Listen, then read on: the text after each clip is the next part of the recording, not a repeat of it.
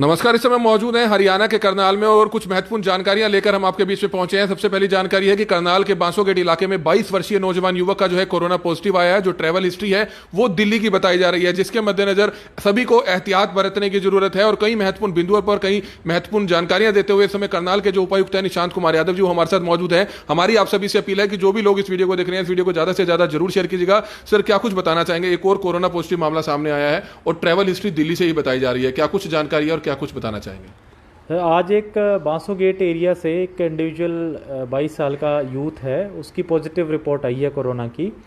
वो परसों यहाँ पे दिल्ली से आया था, एक हफ्ते दिल्ली रह के आया है और उसने कल कल्पना चावला में अपना टेस्ट करवाया और उसका आज पॉजिटिव रिपोर्ट आई है। वो अभी तक तो एसिम्टोमेटिक है, उसमें लक्षण नहीं है, फिर भी हमने उसको तुरंत आदेश हॉस्पिटल भेजने के आदेश किए हैं, डायरेक्शंस दी हैं। उसके परिवार वालों के भी टेस्ट होंगे और उस एरिया को सील करके कंटेनमेंट जोन डिक्लेयर कर दिया है। तो जो एक्टिव केसेस हैं अब करनाल में 9 हो गए हैं। आज जो पहले 8 एक्टिव केसेस थे उन सब की रिपोर्ट दोबारा से ली जाएगी और उसमें चूँकि सारे के सारे एसिम्टोमेटिक है तो हमें उम्मीद है कि उनमें से काफ़ी लोग रिकवर कर गए होंगे। सर, एक करनाल के किसान जो यूपी में जिनकी ज़मीन है वो लगातार ये कह रहे हैं कि लगातार 15-20 दिन से फसल काट के वे वहीं बैठे हैं और फंसे हुए हैं। सवाल है कि कब तक उनकी जो फसल है वो करनाल में मंडियों में बेच पाएंगे वो? इसमें काफ़ी किसानों की और आड़तियों की हमारे पास रिप्रेजेंटेशंस आई थी तो हमने सरकार तक उनकी बात पहुँचाई है। करनाल में तो ज़्यादातर जो गेहूँ है, कनक है, वो आ गई है हरियाणा की लोकल, लेकिन कुछ ज़िलों में अभी भी आनी रहती है। इसलिए सरकार ने 1-2 दिन के लिए फैसला टाला हुआ है।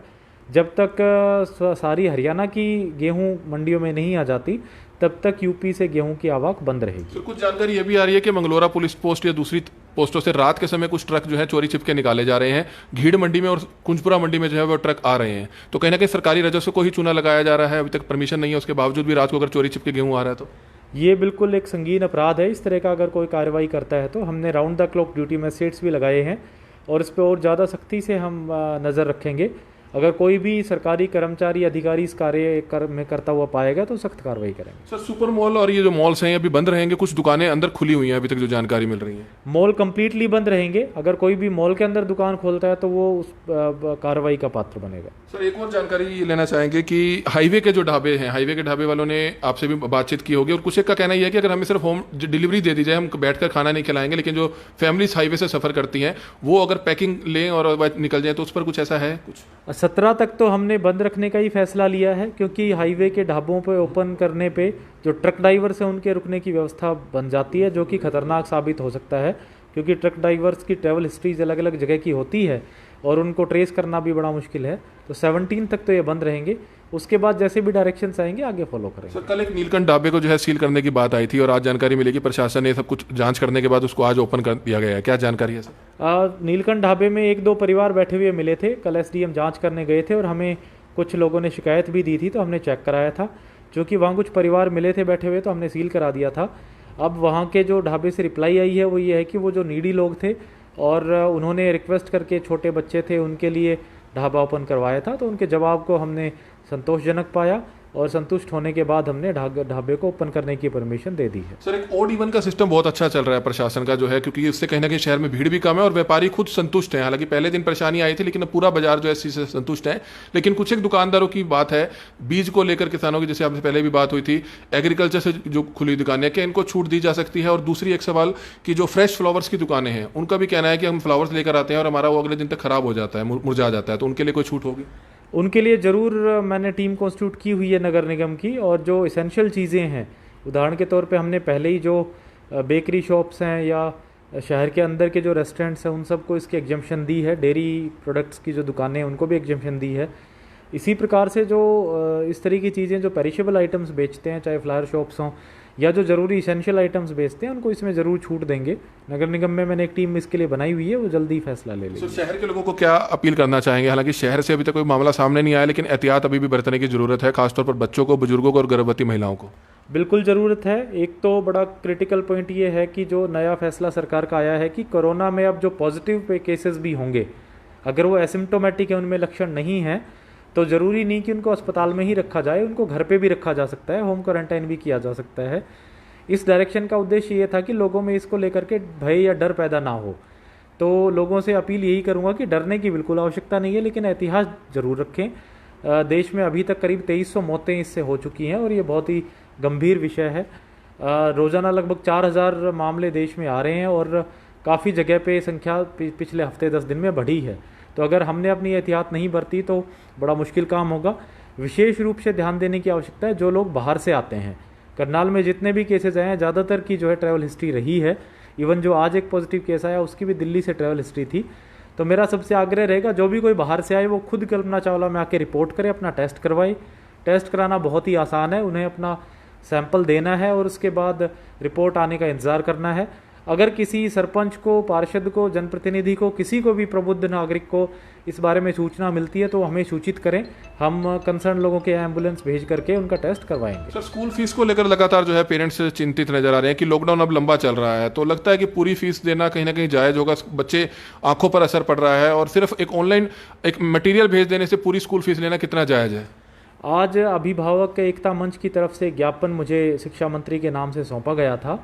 उसमें उनकी इस तरह की डिमांड्स रखी थी, वो हम ऊपर एजुकेशन मिनिस्टर से बात भी करेंगे, सरकार के पास उनकी डिमांड पहुंचाएंगे। सर, एक अंतिम सवाल, एक जो मजदूर तबका है वो काफ़ी ज़्यादा इस समय परेशान नजर आ रहा है। हालांकि जो रजिस्ट्रेशन है हुड्डा दफ्तर में कराई जा रही हैं और उनके लिए कब तक ट्रेन जो हैं शुरू हो जाएंगी, जो बसेस की सुविधाएं कब तक शुरू हो जाएंगी? लगातार वो आपके ऑफिस भी आ रहे हैं, लगातार बाहर भी बैठे रहते हैं ताकि उन तक एक जानकारी पहुंचाई जा सके। और दूसरा, आप उनको ये भी कहना चाहेंगे कि काम धंधा यहाँ शुरू हो चुका है, काम कर सकते हैं, क्योंकि यहाँ से अगर वे वहाँ जाते हैं तो निश्चित तौर पर उनको भी 14 दिन या 21 दिन के लिए वहाँ क्वारंटाइन होना पड़ेगा। बिल्कुल, देखिए इनफैक्ट जो लोग गए हैं, प्रवासी मजदूर थे जो राधा स्वामी सत्संग व्यास में रुके हुए हैं और अब बिहार वगैरह जो गए हैं, उनकी तरफ से भी हमें कॉल आके ये फीडबैक आया है कि वो वापस हरियाणा लौटना चाहेंगे। यूपी और बिहार के 1 लाख से ज़्यादा श्रमिकों ने वहाँ अपने स्टेट में रजिस्टर किया है वापस हरियाणा आने के लिए। तो अब ये रिवर्स माइग्रेशन का ट्रेंड शुरू हो चुका है, लोग वहाँ से वापस आना चाह रहे हैं। इसलिए मेरी सभी लेबरर्स से रिक्वेस्ट रहेगी कि वो अभी इंतज़ार करें। इंडस्ट्रीज़ खुल गई हैं, जीरी का पैडी का सीज़न आने वाला है तो एग्रीकल्चर लेबर्स को भी काम मिलेगा।